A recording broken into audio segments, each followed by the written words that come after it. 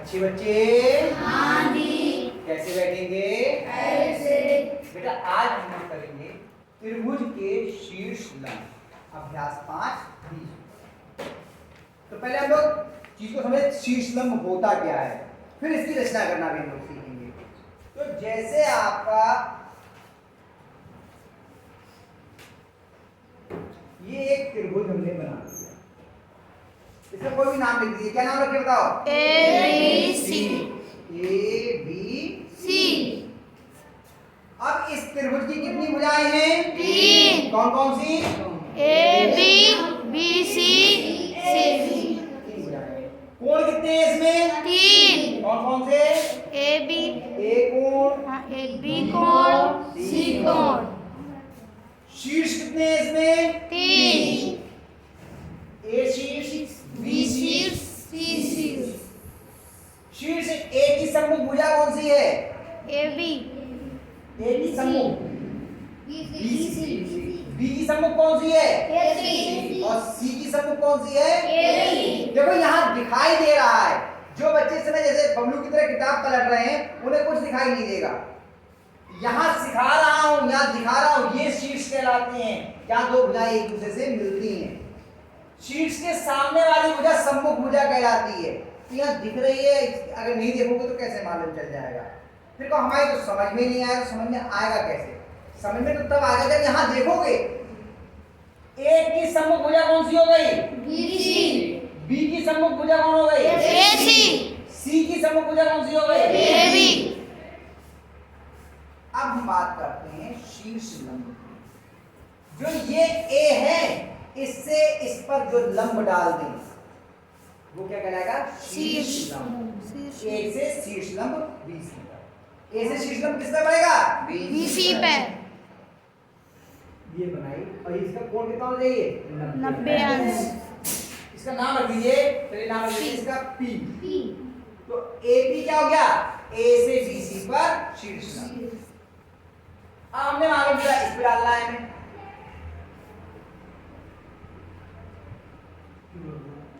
ये 90 अंश का है। तो B की क्या हो गया? B से AC पर शीर्ष लंब। ये भी 90 अंश। R में इसका नाम CR क्या हो गया? C से AB पर शीर्ष लंब। समझ में आया? अब एक चीज और जो हम आज साथ कई बार आती है, अगर मान लीजिए कि त्रिभुज ये वाला अधिक कोण त्रिभुज, अब A से अगर लंब डालेंगे, इसका नाम दे दो X Y Z।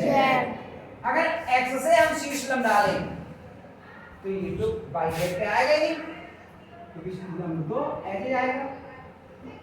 लंब का मतलब 90 अंश का कोण बनाती है। तब क्या करेंगे हम?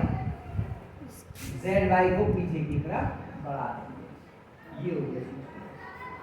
तो कोई जरूरी नहीं है शीर्ष लंब त्रिभुज के अंदर ही आए, शीर्ष लंब त्रिभुज के बाहर भी आ सकता है। समझ में आ रही है बात आपको? शीर्ष लंब त्रिभुज के बाहर भी आ सकता है। तो इस तरह से बेटा, और हमने लंब खींचना से पहले सीखा था, याद है? किसी भी बाह्य बिंदु से किसी रेखा पर लंब खींचना। फिर से एक बार यहाँ पर आपको याद करते हैं तो याद आ जाएगा। यदि ये कोई रेखा है, इस पर हमें किस बिंदु से लंब खींचना है, तो हम क्या करते थे? यहाँ प्रकार की नोक रखी और ये ऐसी दूरी बनी कि एक दूरी चाप जी। फिर प्रकार की नोक यहाँ रखी, एक चाप यहाँ लगाया और यहाँ कोई दूरी से चाप ये लगाया और इन दोनों को मिला दिया। खींच ली। ठीक है, हो गया।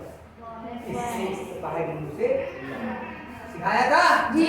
एक आपको और याद होगा कि मान लो ये रेखा है और बिंदु यहाँ पर है। अब लंब बनाने से क्या करते थे? इसको फिर यहाँ पे रख के आपने ये चाप लगाया, ये रखा, ये चाप लगाया, इधर रखा, ये चाप लगाया और इससे आपने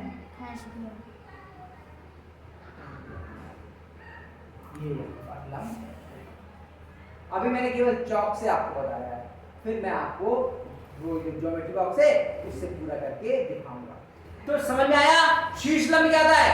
किसी भी त्रिभुज के किसी शीर्ष से उसकी सम्मुख भुजा पे डाला गया लंब शीर्ष लंब कहलाता है।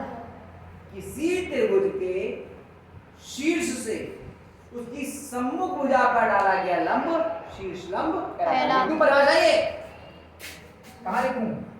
यहाँ लिखूं? त्रिभुज के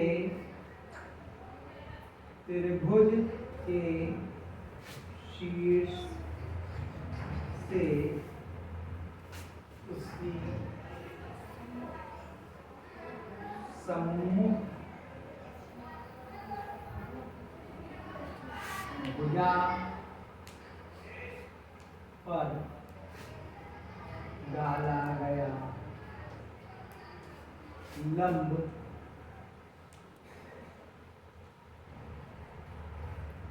शीर्ष लंब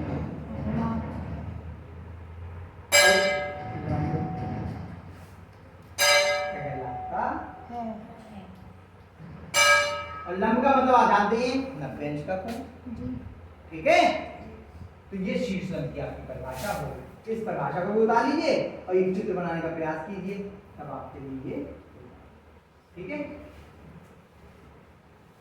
बता दीजिए।